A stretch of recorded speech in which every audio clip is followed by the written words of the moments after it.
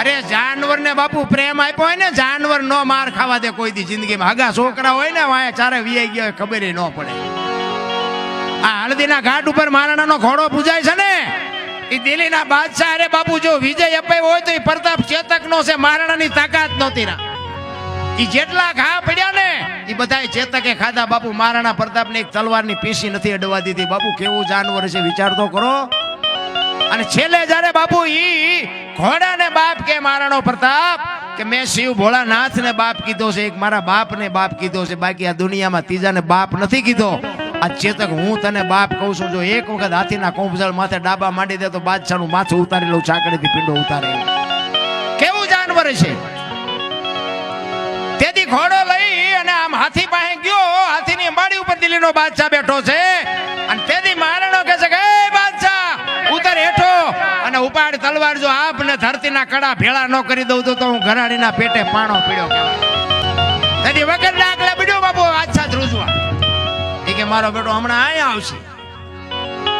અને બાદશાહ બાપુ આમ અંબાડી ઉપર બેઠો હતો ને, મહારાણો પ્રતાપ આમ દુશ્મનને જે વેરતો હતો ને, એક એક ગાયે 5-5 ના માથા ઉડાડતો હતો જેમ બાજરાના ડુંડા લાણે. તેથી દિલ્હીનો બાદશાહ વખાણ કરતો હતો કે વાહ દરબાર વાહ, તારી જનતાને ધન્યવાદ દેવો પડે. આ 22,000 ને હું રોટલા દઉં છું, પણ તારા જેવા જો મારી પાસે 10 હોય ને આખા હિન્દુસ્તાનમાં કોઈને રાજ ન કરવા દઉં. બાપુ દુશ્મનને વખાણ કરવા પડે, ઘા કરતા આવડે તો. તેથી ચેતકને બાપ કહે છે મહારાણો. અને એ કહે છે એક વખત હાથીના કુંભતળ માથે ડાબા માય અને એક ખેતરમાંનો રાઉન્ડ મારીને જબાંગ ઝાક લઈને ઘોડાને મૂક્યો વ્યાતો. અને તેથી પેગડા ઉપર પગ સાડીને ઊભો થઈ ગયો ને હાથમાં ખુલ્લી તલવાર અને વંટોળિયો જાય એમ ઘોડો ગયો ને હાથીના કુંભતળ માથે ડાબા માંડ્યા ને એક ઝાટકો માર્યો ને હાથીના 2 ભાગ કરી નાખ્યા. કોની પાસે વાતો કરી? એની હારે એક તોગાજી હતા ને, તોગાજી. અમે અહીંયા મેવાડમાં ગયા, મેવાડમાં. અને એ મહારાણા પ્રતાપનો જ્યાં અહીંયા મેલ ને બધું છે ને, અહીંયા તોગાજીની તલવાર હતી ને, તલવાર આમ ટીંગાડી છે. હું માનું ત્યાં સુધી 2.5 મણની છે. એ તોગાજીની તલવાર છે ને, આમ અહીંયા છે ને, અહીંયા એક કોઈક ચારણ નીકળ્યા છે, કોઈ ગઢવી. કારણ કે ગઢવીના માલિકોથી કંઈક વાતો નીકળે. એ આમ તોગાજીની તલવાર એવું લખેલું હતું. પછી હેઠે ગઢવીએ બાપુ એક સાખી લખી. એ કે હતી તોગાના હાથમાં તેથી ગજને નહોતી ગનારતી, પણ આજ પડીશું કાયરના હાથ કે હાકર કોરોય નથી કાપતી. તોગાના હાથમાં જેથી હતી ને તેથી હાથીને હું નહોતી હારતી. હાથી માથે જો ઘા કરે તો હાથીના 2 ભાગ કરી દઉં, પણ અત્યારે રાકા કોઈ ઉપાડે એવા જ નથી, હાકર કોરોય નથી કાપી શકતી.